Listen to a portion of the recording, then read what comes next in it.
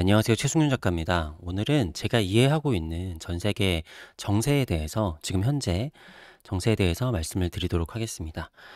사실 뭐 제 채널을 보시는 많은 분들이 가장 관심 없는 주제이기도 한데, 저는 사실 맨날 생각하는 게 전 세계가 어떻게 돌아가냐, 세상은 왜 태어났고 막 철학적인 거나 과학적인 거나 사람들이 생각했을 때 미술 작가가 저런 걸 왜 고민하냐, 이런 거에 대해서 고민하는 게 제 일이니까, 그리고 그거를 그림으로 녹여내는 일을 하고 있으니까요. 자, 아무튼 여러 가지 일들이 있습니다. 뭐 러시아의 전쟁도 있고, 그리고 미국발 미국발? 아무튼 인플레이션이 전 세계적으로 세게 왔는데, 이것이 왜 오게 됐는지, 물론 정확한 팩트 여러 가지들은 다를 수 있겠지만 저는 이렇게 이해를 한다라고 보시면은 되겠습니다. 자, 일단은 인플레이션이 오지 않으면은 이상한 상황이기는 했어요. 왜냐면은 2008년 금융위기 이후에 미국에서 엄청난 돈을 찍어냈습니다. 그러니까 때마다 양적 완화를 하면서 돈을 찍어낼 때마다 그 전까지 있었던 모든 달러보다 몇 배씩 찍어냈단 말이죠. 그러면은 돈을 찍어낸다라는 거는 그 돈의 가치가 떨어지는 거잖아요. 근데 그렇게 돼야 되는데, 그러니까 그게 인플레이션이라는 건데, 인플레이션이 굉장히 오랫동안 오지를 않았어요. 그게 여러 가지 이유가 있을 텐데, 그 가장 큰 키워드는 저는 중국이라고 생각을 합니다. 2000년대 초중반부터 본격적으로 상승한 게, 제가 군대 제대했을 때 2007년도쯤이었는데, 그때 중국 펀드가 굉장히 유행을 했고, 2008년도에 리먼 사태가 오고 나서 근데 중국이 엄청나게 성장을 했는데, 중국이 없었으면 전 세계가 망했을 거예요. 왜냐면은 중국이 굉장히 큰 역할을 했는데요. 세계 최대의 수입국이자 세계 최대의 수출국이 되었습니다. 뭐냐면은 중국 경제가 엄청나게 발전을 하게 되면서 중국 사람들이 소비를 엄청나게 많이 했어요. 그 막 유럽에 있는 명품 같은 것들도 많이 사고, 우리나라에 있는 화장품이나 뭐 전 세계에 있는 어 뭐 여행지에 가도 중국 사람들이 엄청나게 많았잖아요. 물론 대다수의 중국 사람들은 못 살기는 하지만, 잘 사는 사람만 하더라도 막 억대로 사람이 있다 보니까 엄청나게 소비를 하는 그러한 주체가 됨과 동시에 엄청난 생산을 하게 됐는데, 지금은 중국이 자기네들도 좀 비싼 거를 생산을 하겠다 하지만, 우리가 봤을 때 중국은 항상 되게 싼 거, 이런 것들을 많이 만들어냈잖아요. 그래서 지금도 우리가 사실은 중국산이 없으면은 거의 생활이 불가능할 정도로 중국산이 많이 있어요. 그러니까 중국이 전 세계에 값싼 제품들, 값싼 공산품들을 계속 납품을 해줬단 말이죠. 그리고 음, 최근에는 조금 복잡한 기기라고 하더라도 중국에 OEM으로 만들어내는 경우가 굉장히 많이 있어요. 그러니까 요즘은 또 중국도 비싸져서 동남아로 옮겨가기는 하지만, 사실은 여기 이제 인구들도 차이가 굉장히 많이 나고, 중국은 13억인데 여기 각 개별로 있는 동남아시아 같은 경우에는 좀 쉽지 않잖아요. 뭐 그나마 베트남 같은 데는 좀 잘 되고 있기는 하지만, 이 차이가 너무나 크니까 중국이 아무튼 세계의 공장 역할을 해줘서, 자, 미국에서 돈을 아무리 찍어낸다고 하더라도, 자, 중국에서 값싼 물품을 계속 지원을 해주죠. 거기다가 또 2000년대부터 엄청나게 큰 플랫폼들, 전 세계적인 플랫폼들이 생겨나면서 걔네들이 가격 경쟁을 하기를 시작을 했어요. 그래서 돈이 많아졌으니까 인플레이션이 나와야 되는데, 기업들끼리 가격 경쟁을 해서 가격이 올라가지를 않는 거예요. 그러니까 기업들의 규모가 엄청나게 커지고, 물류에서 혁신이 일어나고, 여러 가지 그 인건비들도 많이 줄어들고, 왜냐면 AI나 아니면 로봇을 이용해 가지고 하게 되니까 그 계속 그런 거에 혁신이 일어나는 거예요. 지금도 뭐 우리나라에도 쿠팡이라든가 아니면은 뭐 미국에서들도 뭐 아마존이나 뭐 여러 가지 것들이 물류 혁신을 하고 있잖아요.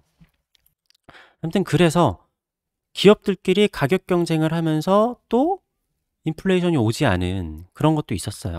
자, 그래서 제가 아까 앞서서 키워드라고 말씀을 드렸는데, 키워드가 중국이라 그랬잖아요. 근데 이제 중국이 너무 커버린 거죠. 자기네들도 이제 세계 패권을 찾고 싶은데, 그러니까 자기들은 찾는다 라고 얘기를 하죠. 이대로 가만히 있으면은 자기네들은 그냥 싼 거를 제조하는 그냥 이렇게 거대한 하청 나라로 전락을 해버릴 것 같기도 하고, 미국을 뭔가 이겨야 되는데 자기네들이 계속 미국 좋은 일만 시켜주고 있는 거예요. 달러를 계속 찍어내는데도 미국은 아무런 부담이 없이, 미국은 그동안 돈을 찍어내면서 엄청나게 부를 많이 일궈냈죠. 그래서 무역 전쟁을 하게 되면은 중국한테도 좋지 않다라는 것을 알고 있음에도 너네가 잘 되는 거는 못 보겠다라는 그런 상황인 거죠. 그러니까 코로나랑 아니면 러시아의 전쟁이 오기 전에도 중국하고 미국하고 무역 전쟁이 일어나면서 사람들이 굉장히 불안해했었잖아요.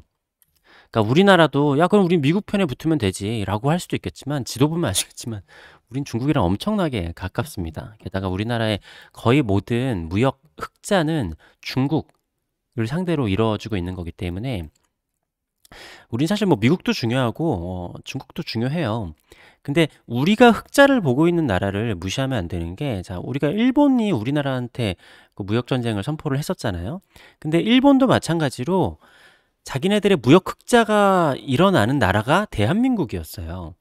우리나라가 일본 것들을 굉장히 많이 사줬단 말이죠. 그러니까 유일한 흑자가 나는 게 우리나라였는데 우리나라한테 무역 전쟁을 벌여 이렇게 선포를 해버리니까 일본 경제가 지금 나락으로 갔죠. 예. 그러니까 이렇게 경제가 안 좋아지면 원래 엔화가 강세가 돼야 되는데 지금 엔저가 오면서 일본도 경제가 점점 더 안 좋아지고 있습니다. 물론 전 세계적으로 다 안 좋아지고 있기는 하지만. 그래서 중국이 자기네들이 이렇게 해버리면은 전 세계가 힘들어지는 걸 알아요. 근데 마치 암 치료할 때 방사능처럼 자기네들도 굉장히 힘들어져요. 근데 저는 여기서 어, 많은 경제 전문가들이 그런 예측을 했어요. 그래도 중국이 발전을 하기 위해서는 무역 전쟁을 하다가 어느 정도는 다시 어, 문고를 열 수밖에 없을 거다. 다시 꼬리를 내릴 수밖에 없을 거다. 라는 생각을 많이 했죠. 그러니까 왜냐하면 쟤네들 발전을 해야 되니까.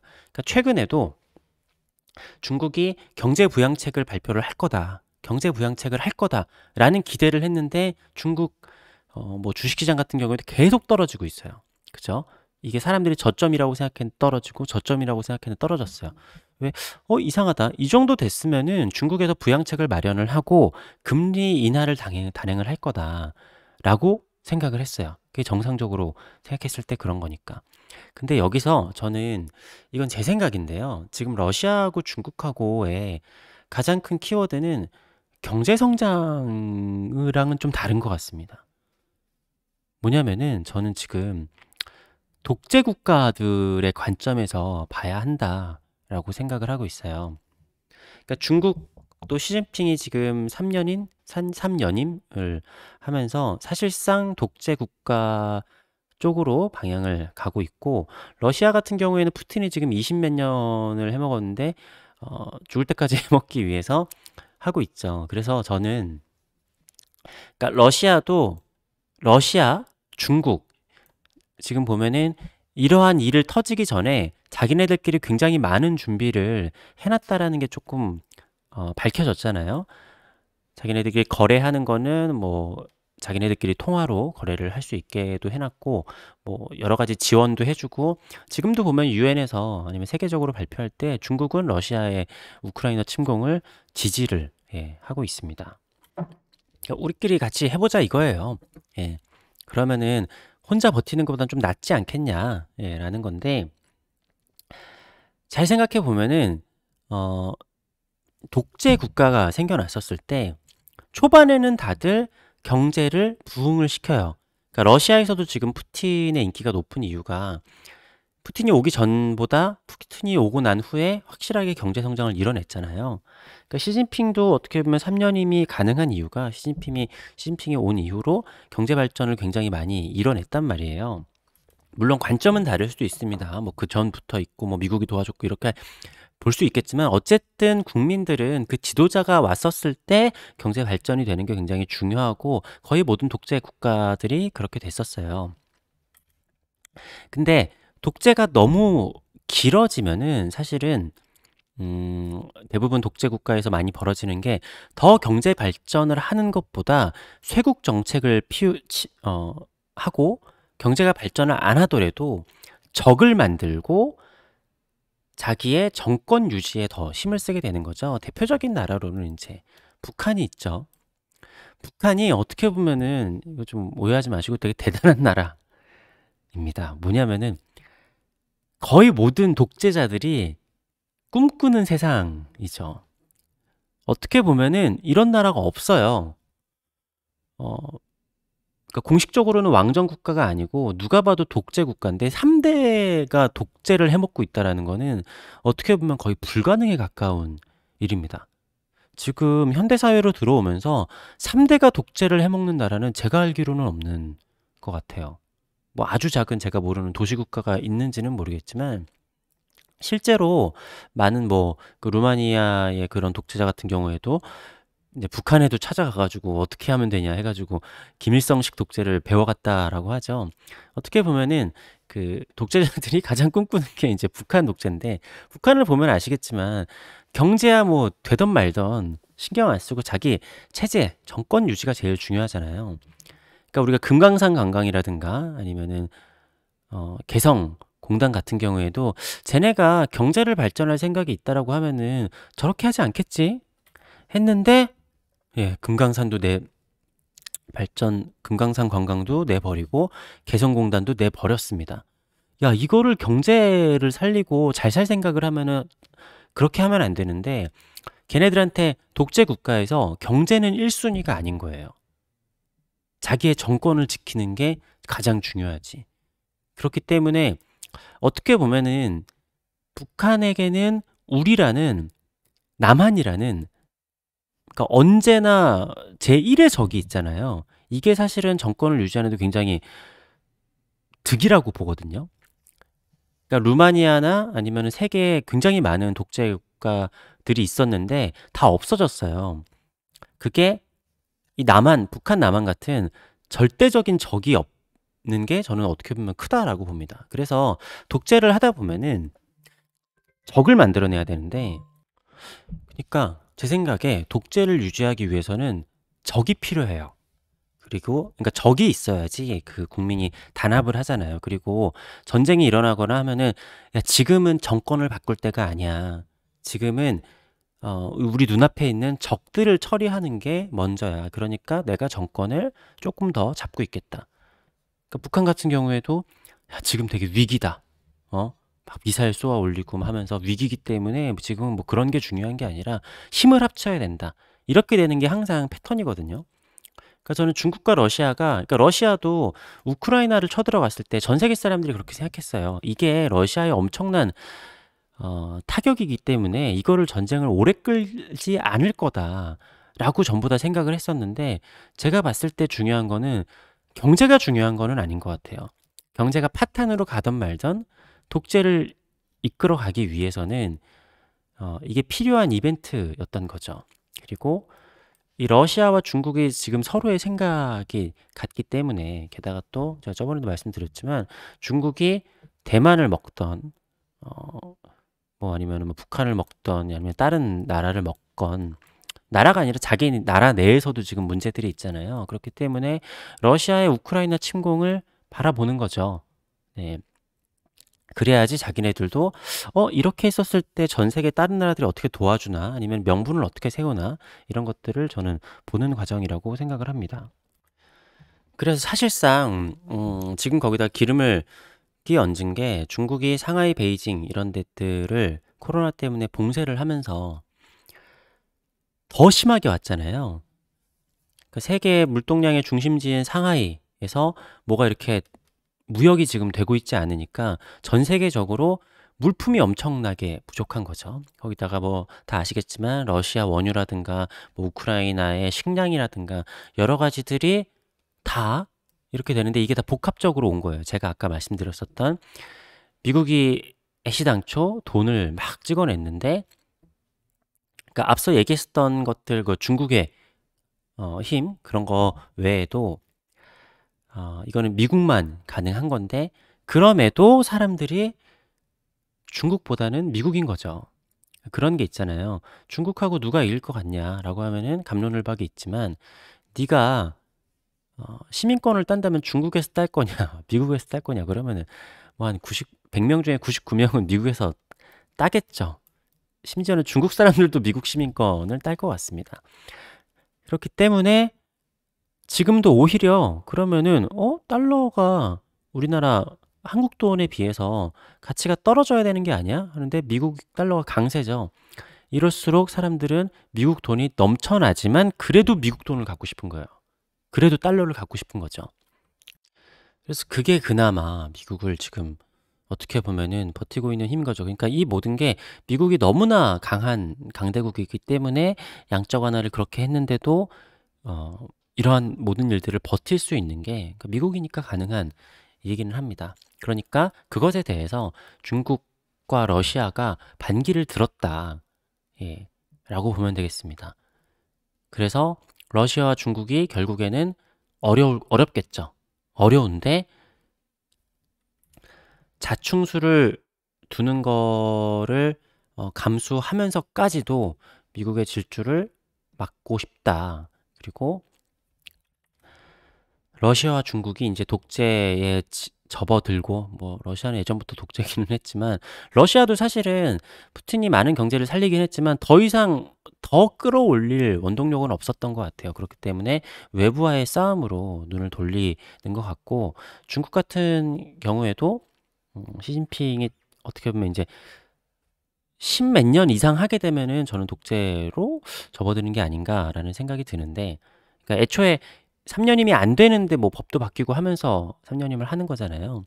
그렇기 때문에 더욱더 강력한 경제 발전, 그러니까 우리가 지금까지 10년 동안 중국에서 봤었던 경제 발전을 위해서 뭐든지 이렇게 지원을 하는 중국이 아니라 경제 발전보다는 정권 유지를 위한 그런 방향으로 가지 않을까. 그러니까 우리나라에 뭐 좋을 건 하나도 없습니다. 그나마 우리나라는 제가 예전부터 얘기를 했던 거지만 여러 가지 산업들도 지금 많이 밀리고 있잖아요. 그러니까 반도체 같은 경우에도 그렇게 좋지 않고 TSMC에도 많이 밀리는 모습을 보여주는데 지금 우리나라에 가장 떠오르고 가능성이 있는 산업은 문화예술, 엔터테인먼트가 지금 세계에서 가장 각광을 받고 있고 예술 분야도 그렇고 그러니까 사람들이 야, 이런데 우리나라 미술 시장은 왜 이렇게 호황이냐라고 생각을 했었을 때 우리나라 미술 시장이 우리나라 경제에 굉장히 해야 될 일들이 많다라고 봅니다. 물론 야 그게 경제에 차지하는 게 얼마나 되겠냐라고 생각을 하실 수도 있겠지만 여타 다른 뭐 디자인이라든가 영화나 여러 문화 산업 같은 경우에는 그 나라의 어떻게 보면 문화 예술의 정점에 있는 미술 산업이 성숙하고 좀 뭔가 이렇게 하이 퀄리티가 되지 않는 이상은 같이 가기 힘들어요. 그러니까 그런 미술이 없이 다른 문화만 엄청나게 발전한 데는 사실은 없다란 말이죠. 뭐 이 얘기는 나중에 제가 뭐 옛날에도 얘기 많이 하긴 했지만 나중에 또 정리를 해서 얘기를 하도록 하고요. 아무튼 그게 지금까지 제가 보는 전 세계의 지금 현재 상황입니다. 여기서 미래 예측을 어떻게 하느냐라고 하면은 저는 미래 예측은 뭐 전문가들도 못하는데 제가 할 영역은 아닌 것 같습니다. 제가 경제를 이렇게 보면서 제가 참 평범하다라는 생각을 많이 했어요. 남들보다 뭐가 뛰어나지도 않고 딱 그냥 사람들의 중간 정도를 따라가는구나. 내가 생각하는 거랑 그냥 우리나라 사람들이 대부분 생각하는 거랑 되게 비슷하게 흘러가는구나. 예, 라는 생각이 들어요. 그리고 어떻게 보면 우리나라 사람들 전체 움직이는 거를 따라가면 안 된다라고 생각을 하기도 하잖아요. 근데 그런 게 있죠. 해외여행 갔었을 때 모르겠으면 한국 사람들 따라가라. 한국 사람들이 되게 빨라서 아주 길게 봤을 때는 우리나라 대부분 사람들이 하고 있는 일을 따라가면은 중간 이상은 하는 것 같기는 해요. 그러니까 지금도 많은 사람들이 우리나라에서 자산으로 돈 번 사람들은 부동산을 한 건데 부동산 해가지고 다들 그렇게 아무튼 부자가 되든 아무튼 대부분의 부를 읽었잖아요. 물론 앞으로 어느 정도 이게 하락이 된다고 하기는 하지만 길게 봤을 때는 사실은 뭐 올라갈 수밖에 없는 거니까. 근데 뭐 아무튼 그러한 흐름 자체도 우리나라 대다수의 사람들이 하는 방향대로 따라가면은 뭐 중간 이상은 하지 않을까 생각을 합니다. 그러니까 긍정적으로 좀 봐야 된다라고 생각을 하는 거죠. 결국에는 어 조금 더 많은 비율로는 긍정적인 사람들이 나중에 살아남고, 어차피 우리나라가 이러한 정세 속에서 망하면은 나만 안 망하는 게 아니라 다 같이 망하는 거니까 우리나라가 잘 되는 쪽에 베팅을 해야겠죠. 중국 시진핑이랑 푸틴이 어떻게 할지는 뭐 전혀 예측이 불가능한 영역이기 때문에, 아무튼 다시 한번 전 세계로 마음껏 여행도 가고 교류를 할 수 있는 그런 때가 다시 왔으면 좋겠습니다. 저는 개인적으로 중국도 옛날에 상하이 갔었을 때 생각보다 좋은 기억으로 남아 있거든요. 그게 그래요. 막상 또 중국에서 사는 사람들 보면은 뭐 중국 생각보다 나쁘지 않은데? 이런 생각들도 하잖아요. 그리고 중국인들도 야, 그런데 어떻게 살지 하는데 생각해 보면은 중국 사람들은 또 의외로 공산당에 굉장히 긍정적으로 생각을 해요.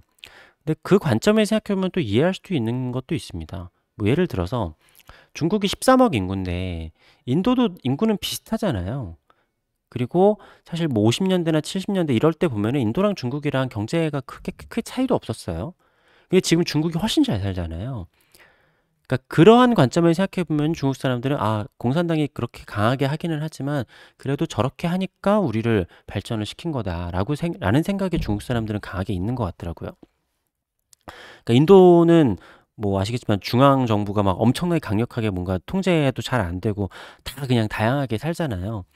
그 생각해 보면은 중국 사람들이 그걸 비교해서 생각을 하면은 아무튼 중국 사람들은 대부분 그렇게 생각하더라고요. 그래도 공산당이 하는 방향이 맞다. 네, 지금까지는 뭐 어느 정도 결과를 내기는 했으니까. 그러니까 제가 직접 가서 본 거랑 그냥 우리나라에서만 생각을 한 거랑은 좀 많이 다르더라.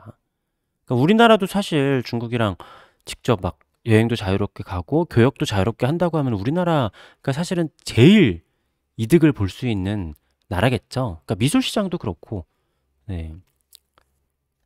그러니까 대만 미술 작가들은 그렇게 어렵지 않대요. 왜냐면은 중국 전체 시장이 같은 시장이나 마찬가지이기 때문에. 근데 우리나라는 사실은 저만 하더라도 중국 빼고 다른 나라들하고 거의 교역을 하는데 사실은 제일 옆에 제일 큰 시장이 있잖아요. 네, 근데 그건 뭐 꿈이고. 네, 아무튼 그렇습니다.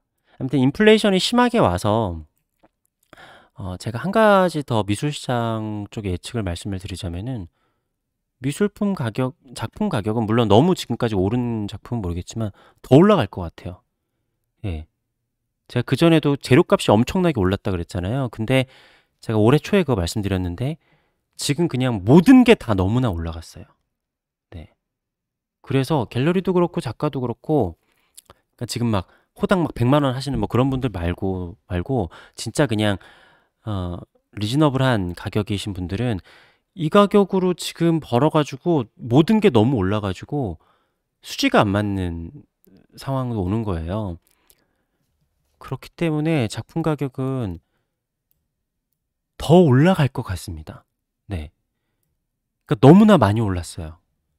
액작 가격이나 이런 것들도 1월 달에도 제가 한 2배 올랐다 그랬잖아요. 근데 지금 더 심각한 상황이 오고 있는데 더 올라갈 수밖에 없는 안타까운 상황이 오는 것 같습니다. 근데 그게 그러면 아, 쟤네 돈 잘 버네 그게 아니라 지금 다 아시겠지만 전부 다 가격이 올라갔지만 그렇다고 누가 돈 버는 상황도 아니잖아요. 그러니까 식당 가격이 올라가는데 그럼 식당 주인이 그거를 다 먹는 게 아니라 원재료 값들이 다 너무 올라갔으니까. 그렇기 때문에 그러니까 결국엔 돈의 가치가 떨어지고 있는 거잖아요. 그래서 어떻게 보면 지금 작년 올해에서 작품 가격이 안 올라가신 분들은 작품 가격이 안 올라간 게 아니라 작품 가격이 떨어진 거는 사실은 마찬가지예요. 그렇기 때문에 그런 관점에서 봤을 때 음, 돈의 가치가 지금 엄청 떨어지고 있기 때문에 작품 가격은 더 올라갈 것 같긴 합니다. 그러니까 올라간 게 아니라 화폐 가치가 떨어진 거예요. 네. 그래서 미술 시장의 열기는 아직까지 살아있는 것 같습니다. 사람들이 봤을 때 이거는 계속 더 올라갈 게 자명하기 때문에. 네, 아무튼 그런 얘기를 해봤습니다. 이 영상은 진짜 끝까지 봐주시려 보는 분이 없을 것 같은데 긴 영상 봐주셔서 감사합니다.